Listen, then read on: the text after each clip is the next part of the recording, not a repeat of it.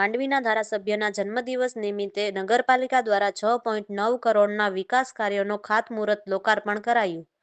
ટોપણસર તળાવમાં રૂપિયા 1.9 કરોડના ખર્ચે તળાવ ડેવલપમેન્ટ અને સાઉન્ડ કલર ફાઉન્ટેનનો લોકાર્પણ કરતા ધારાસભ્ય અનિરુદ્ધભાઈ દવે.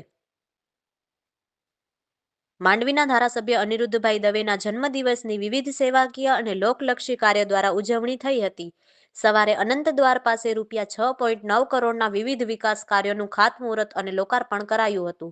માંડવી પાંજરાપોળ મધ્યે ગૌમાતાને નિરણ, શીતળા માતા મંદિર પાસે વૃક્ષારોપણ, ન્યૂ મારવાડી વિસ્તારમાં બાળકોને ભોજન, વાલ્મીકી પ્રાથમિક શાળામાં બાળકો સાથે ઉજવણી, એક પગલું સંસ્થાના માધ્યમથી મસ્તરામોને ભોજન, અંધ અપંગ માનવ કલ્યાણ સોસાયટીમાં કન્યાઓને ભોજન, જૈન આશ્રમ મધ્યે નાસ્તો, સેવા વસ્તીની બાળિકાઓને રિલાયન્સ મોલમાં ભેટ સોગાદ, એપીએમસી પાસે સેવા વસ્તીના બાળકોને નાસ્તો, ઘનશ્યામ ઘાટ પર સંગીત ફુંવારાનું લોકાર્પણ, ચિત્રકાર અનિલ જોશી દ્વારા વિકાસ કાર્યોના ભીંત ચિત્રોનું નિદર્શન, શ્રમજીવીઓને ધાબળા વિતરણ સહિત વિવિધ કાર્યક્રમો યોજાયા હતા.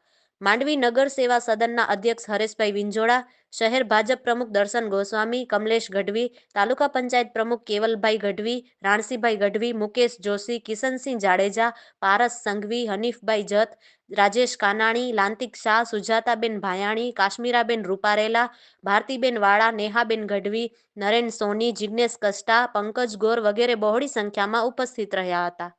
પ્રથમ તો સૌ મારા મિત્ર વર્તુળ, માંડવી નગરપાલિકા, ભારતીય જનતા પાર્ટીનું ચારેય મંડળનું સંગઠન, માંડવી શહેર, માંડવી તાલુકો, મુંદ્રા શહેર, મુંદ્રા તાલુકો અને સમગ્ર ભારતીય જનતા પાર્ટીના કાર્યકર્તાઓ, નગરપાલિકાના સૌ ચૂંટાયેલા પદાધિકારીઓ અને મિત્રો અને સૌ મારા સ્નેહીજનો, સ્વજનો કે જેમણે મારા જન્મદિવસને સેવા દિવસ તરીકે ઉજવવાનું નક્કી કર્યું.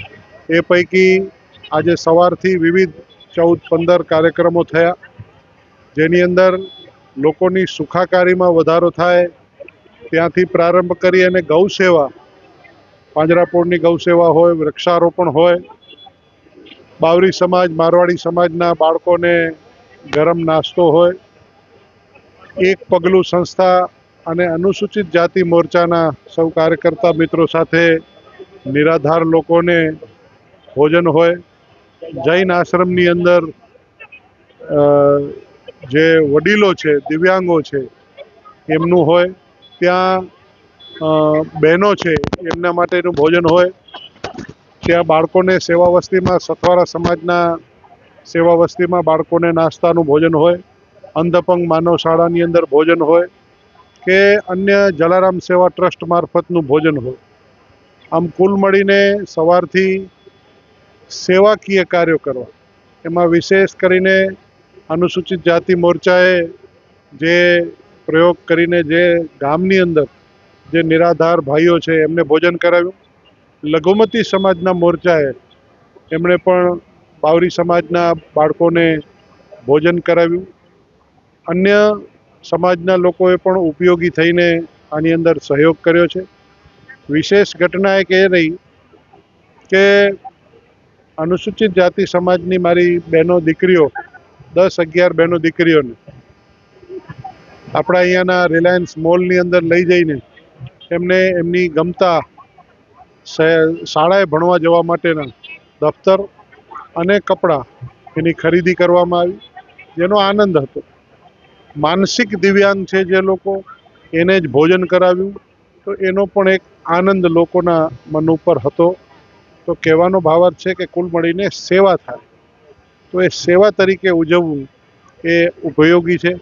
એટલે બધા મિત્રોએ, નગરપાલિકાના રિટાયર્ડ કર્મચારીઓએ પણ આની અંદર સહયોગ આપીને એ લોકોએ પણ ત્યાં નાસ્તો કરાવડાવ્યો.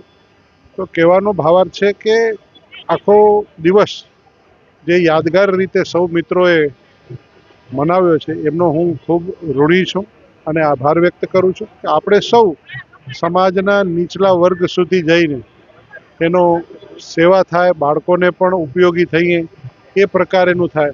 લોકોની સુખાકારી માટે માંડવી નગરપાલિકાએ સવારે અનંત દ્વારથી, કારણ કે અહીંયા આપણો માંડવીનો વિનફાર્મ બીચ ઉપર ખૂબ લોકો આવે છે, તો એ રસ્તાનું આખું રિસર્ફેસિંગનું કામ કર્યું છે. આજે અહીંયા તળાવમાં પણ તમે સૌ કોઈ જોઈ રહ્યા છો, મારી પાછળ સુંદર મજાનો રંગીન ફુવારાનું પણ અહીંયા લોકાર્પણ કર્યું છે. વિવિધ અનેક પ્રકારના કામો માંડવીની બહાર ભુજવાડી ઓક્ટ્રોયથી કરીને VRTI સુધીના રસ્તાને પહોળો કરવાની કામગીરી ચાલી રહી છે. એનો પ્રારંભ પણ આજે કરાયો છે. માંડવી નગરની અંદરની કેટલીક સોસાયટીઓમાં રીસર્ફેસિંગના કામોનો પણ આજે પ્રારંભ કરાવ્યો છે. તો કુલ મળીને જન સુખાકારી અને સેવા વસ્તીના લોકોને સહયોગ કરી શકીએ, ઉપયોગ થઈ શકાય એ પ્રકારે સેવાભાવ સાથે અને આપણી સનાતન સંસ્કૃતિની ગૌ માતાના પણ સેવા સાથે આજનો આ જન્મદિવસ ઉજવાયો હતો. એટલે સૌ મિત્રનો ફરીથી ખૂબ ખૂબ અનુમોદના સાથે ધન્યવાદ વ્યક્ત કરું છું, આભાર વ્યક્ત કરું છું. આપના માધ્યમથી મને સોશિયલ મીડિયા ઉપરથી પણ જે પણ મિત્રોએ, શુભેચ્છકોએ, હિતચિંતકોએ, પરિવારજનોએ જે શુભકામનાઓ પાઠવી છે એમનો પણ હું હૃદયપૂર્વકનો આભાર વ્યક્ત કરું છું. વ્યક્તિગત એકને મળવાનો પ્રયાસ કરીને આભાર પણ માનતો રહેતો હું છું, પણ છતાં પણ કોઈ છૂટી જતું હોય તો આપના માધ્યમથી પણ હું આભાર માની રહ્યો છું.